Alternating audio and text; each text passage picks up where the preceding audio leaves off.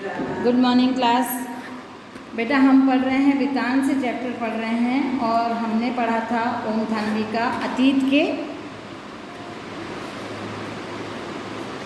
अतीत में दबे पाँव। ओम थानवी ये मोहनजोदड़ो और हड़प्पा की जो खुदाई हुई थी उसके ऊपर बेस्ड है। ये उनका यात्रा वृतांत। एक्चुअली वो गए थे तो उन्होंने जो यात्रा में जो उनको अनुभव हुआ था तो यात्रा वृतांत भी बोल सकते हैं हम इसको, और संस्मरण भी बोल सकते हैं क्योंकि उन्होंने अपनी यादों के बारे में ही इसमें बताया हमको।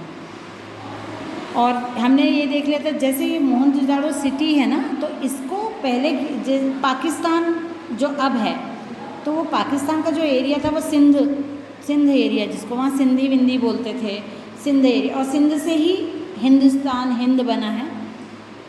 तो सिंधु नदी की वजह से उस एरिया को सिंध प्रांत बोला जाता था। तो वहाँ का जो पुरातात्विक स्थान है वहाँ पे सिंधु घाटी सभ्यता बसी थी। और मोहनजोदड़ो ये था उसका प्रोनाउंसिएशन, जिसको हम आज मोहनजोदड़ो के नाम से जानते हैं। तो ये जो इसको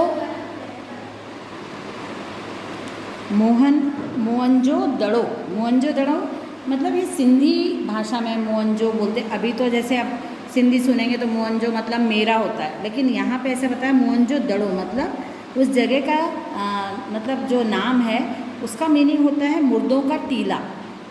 और वर्तमान समय में इसको हम मोहनजोदड़ो के नाम से जानते हैं। और जो हड़प्पा सिटी थी ना, उसका ज़्यादा यहाँ पे ऐसा बताया है कि बहुत वो विकास मतलब डेवलपमेंट ज़्यादा करने लगे वहाँ पे जो पुरातत्व विभाग वाले थे कुछ समय बाद। तो उसमें वो सब जो उनके पुरानी थी जो चीज़ें, जैसे इनकी मोहनजोदड़ो की खुदाई से पता चला सभ्यता के बारे में, तो हड़प्पा के बारे में ज़्यादा नहीं जानकारी मिल पाई क्योंकि वो रेल लाइन वगैरह बिछने लगी तो उसमें वो सब चला गया। उनका जो साक्ष्य थे, मतलब जो साक्ष्य को क्या बोलेंगे, सबूत, वो सब उसमें चले गए थे, खुदाई वुदाई में मिले नहीं। फिर उसके बाद हमने देखा कि मोहनजोदड़ो का नगर नियोजन कैसा था, मतलब जो उसका आर्किटेक्चर होगा उसने सब कुछ सोच के वहाँ पे पानी का निकास कैसा होना चाहिए, मतलब इतने साल पहले भी इतना सोची समझी नियोजन के हिसाब से किसी नगर का निर्माण बताया यहाँ पे। और जब लेखक वहाँ पे गए तो लेखक क्योंकि राजस्थान से थे तो राजस्थान का उन्होंने देखा, वही तो दिक्कत है। जैसे वहाँ के वातावरण को देख के वहाँ का जो एटमॉस्फेयर था वो लेखक को ऐसा लगता था राजस्थान जैसा। वहाँ पे सूखी हवा चलती रहती थी, धूप बहुत रहती थी, ठंड बहुत रहती थी। जैसा उन्होंने राजस्थान में महसूस किया वातावरण और एटमॉस्फेयर, वैसे ही उनको वहाँ जाने के बाद भी लगा। तो इसलिए उनको ऐसा लगा, उन्होंने रिलेट किया, कनेक्ट किया कि हाँ ये शायद राजस्थान की संस्कृति भी शायद इससे प्रभावित होगी। उसके बाद हमने देखा कि वहाँ पे जो नालियाँ वगैरह थी वो कैसे बनाई गई थी, वेंटिलेटर जो रहते हैं घर में वो कैसे बनाए थे। वहाँ पे उन्होंने यहाँ पे बताया कि घर छोटे भी थे, वहाँ पे बड़े थे। ऊंचाई पे क्यों बनाते थे, क्योंकि टीले पे, जिससे जो सिंध नदी का पानी है यदि वो नगर में प्रवेश करता है तो घरों को नुकसान नहीं हो। फिर वहाँ पे प्रशासनिक भवन, इमारतें, बड़ी बड़ी इमारतें मिली। तो बड़ी बड़ी इमारतों को देख के लेखक को या पुरातत्ववेत्ताओं को समझ में आया कि यहाँ पे शायद सभाएं होती होंगी या कोई धार्मिक कार्यक्रम होते होंगे या जो प्रशासनिक अधिकारी वगैरह मीटिंग देते हैं वो कंडक्ट होती होगी, ऐसा वहाँ देख के समझ में आया। वहाँ पे घर छोटे भी और बड़े भी, लेकिन एक लाइन में जैसे लेखक को देख के लगा कि चंडीगढ़ में जिस टाइप का चंडीगढ़ को जिसने बनाया है, जिस आर्किटेक्चर ने चंडीगढ़ के सिटी का निर्माण किया है, तो शायद उसको भी इस संस्कृति का थोड़ा नॉलेज होगा क्योंकि यहाँ पे जिस टाइप का कंस्ट्रक्शन है वही चंडीगढ़ में भी हुआ, ऐसा लेखक को पता चला। और डीके किसको बोलते थे, डीके बी, मतलब यहाँ पे बताया है कि काशीनाथ दीक्षित, डीके जी, डीके बी, अलग अलग जो सेक्टर जैसे रहते हैं ना वैसे हल्का बोला हुआ है सेक्टर्स को यहाँ पे। तो वो अलग अलग जगह पे थे, किस टाइप के लोग कहाँ रहने वाले हैं ये भी डिवाइडेशन था। ये उनको समझ में आया, जो चीज़ें मिली हैं, जो सबूत मिले हैं, खुदाई में जो चीज़ें मिली उससे उनको समझ में आया।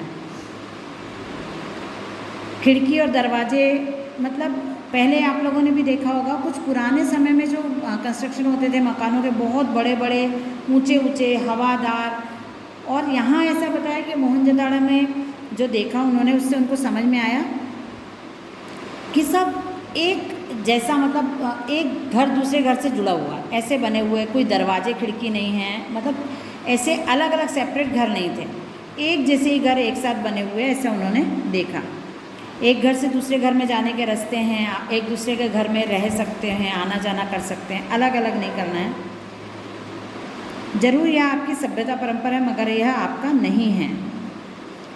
अनचाहे मोहनजोदड़ो की गलियों या घरों में राजस्थान का ख्याल न आए, ऐसा नहीं हो सका, महज इसलिए नहीं कि राजस्थान और सिंध गुजरात की दृश्यावली एक सी है। कई चीज़ें हैं जो मुझे यहाँ से वहाँ जोड़ जाती हैं, ऐसी बहुत सारी चीज़ें हैं। वहाँ का वातावरण उन्होंने देखा, बहुत सारी चीज़ें उनको गुजरात राजस्थान से जोड़ती हुई, मतलब ऐसे वहाँ की संस्कृति से जुड़ते हुए उनको लगा। पीले पत्थरों के घर, फिर धीरे धीरे उनको ये समझ में आया कि बैलगाड़ी जैसे अवशेष मिले होंगे कुछ, तो बैलगाड़ी का प्रयोग किया जाता रहा है। तो उन्होंने यहाँ पे ऐसा बताया कि जैसे राजस्थान ही नहीं, गुजरात, पंजाब और हरियाणा में भी कुएं, कुंड, गली कूचे, कच्ची पक्की ईंटों के घर आज भी वैसे ही मिलते जैसे हजारों साल पहले।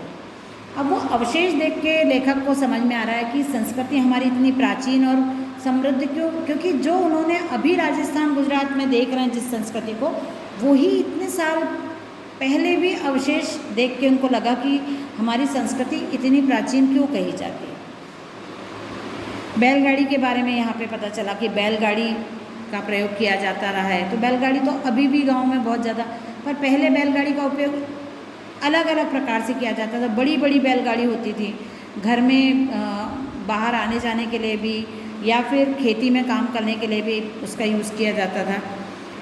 यहाँ पे ऐसा बताया कि दुल्हन पहली दफ़ा इसी बैलगाड़ी में ससुराल जाती थी, क्योंकि पहले के लोग ज़्यादा सब कुछ काम चल के ही करते थे, पैदल चल के ही काम करते थे। इवन एक गांव से दूसरे गांव जाने के लिए भी वो पैदल ही आना जाना करते थे। पर दुल्हन को सम्मान और बहुत प्यार से लाना रहता है, तो उसको पहली बार बैलगाड़ी में बिठा के और लाया जाता है, ऐसा यहाँ पे बताया जा रहा है। रेगिस्तान के जहाज़ से हवा के जहाज़ का ऐतिहासिक गठजोड़ है। हालांकि कहना मुश्किल है कि दुल्हन की सवारी के रूप में बैलगाड़ी या ऊँटगाड़े का अब वहाँ कभी इस्तेमाल होता होगा। अब ये अभी का तो हमारे मेज़बान ने ध्यान दिलाया कि मोहनजोदड़ो का अजायब घर देखना अभी बाकी है। मेज़बान मतलब जो उनको दिखा रहे थे, मेज़बान मतलब वहाँ के गाइड जैसे, या फिर जिन्होंने इनको बुलाया, ये वहाँ पे गए थे लेखक, तो ये मेहमान थे, और जो इनको अटेंड कर रहे थे, जो इनकी आवभगत कर रहे थे, वो मेज़बान थे।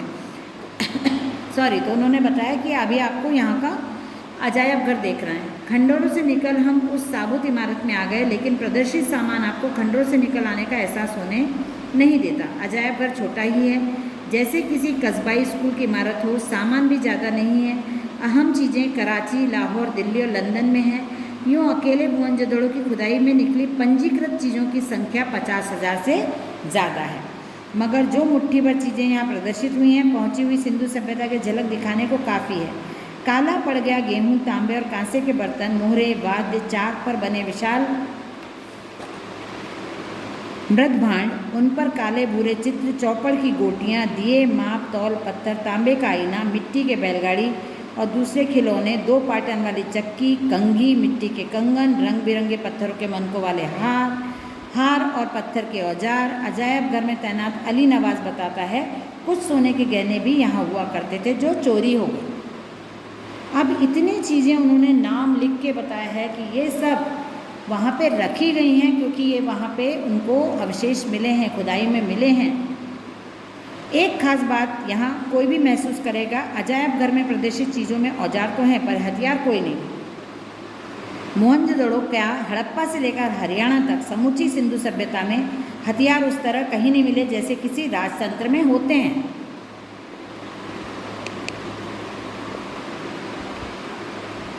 इस बात को लेकर विद्वान सिंधु सभ्यता में शासन या सामाजिक प्रबंध के तौर तरीकों को समझने की कोशिश कर रहे हैं। अनुशासन जरूर था वहाँ पे, लेकिन ऐसा नहीं था कि उसके लिए हथियार का यूज़ करना पड़े या बल का प्रयोग करना पड़े। कुछ ऐसे नियम होंगे जो साक्ष्य बताते हैं जब इतनी सभ्यता वहाँ की समृद्ध थी, इतनी नियम और कायदे से चलने वाले लोग थे, तो ज़रूर वहाँ पे कुछ ना कुछ कानून बने होंगे। उन कानून के अनुसार ही उनका लाइफ चल रहा होगा, जीवन चल रहा होगा, तो उनको ज़रूरत ही नहीं पड़ती होगी लड़ाई झगड़ा हथियारों का यूज़ करने की, इसलिए शायद हथियार बिल्कुल नहीं मिले। वास्तुकला, मुहर, जो स्टैम्प्स होते हैं, पानी, साफ सफाई, ये सामाजिक व्यवस्था आदि एक रूपता तक तो कायम रखे हुए था। दूसरी बात, जो सांस्कृतिक धरातल पर सिंधु घाटी सभ्यता को दूसरी सभ्यताओं से अलग खड़ा करती है, वह है प्रभुत्व या दिखावे के तेवर का नदारत होना, है ना। ये दिखावे का तेवर नहीं था, ये सब नहीं था कि क्या दिखा, जो था वो प्रत्यक्ष था, प्रमाण के साथ मौजूद था। आगे हम इसको नेक्स्ट क्लास में कंटिन्यू करेंगे। Bye everyone.